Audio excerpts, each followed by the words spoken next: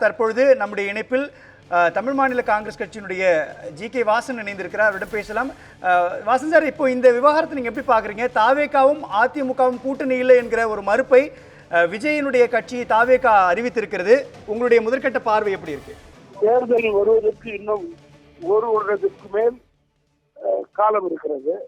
எந்த கட்சியும் அதிகாரப்பூர்வமான கூட்டணி அறிவிப்பை இன்னும் அறிவிக்கவில்லை.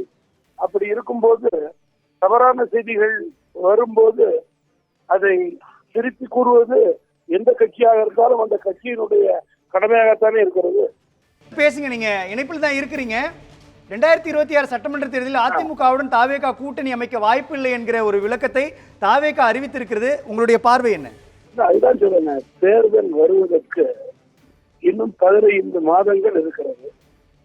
எந்தெந்த கட்சி எந்தெந்த கட்சியோட கூட்டணி என்ற அதிகாரப்பூர்வமான இறுதி அறிவிப்பெல்லாம் தேர்தல் நேரத்தில் தான் வருவது வழக்கம். 3 மாதங்களோ 4 மாதங்களுக்கோ 5 மாதங்களுக்கு முன்போ. தற்போது எந்தெந்த கட்சிகள் எந்தெந்த கட்சியோட கூட்டணி இருக்கிறதோ அந்த கட்சியில் தான் தற்போது உறுதிபட கூட்டணியாக இருக்கிறது.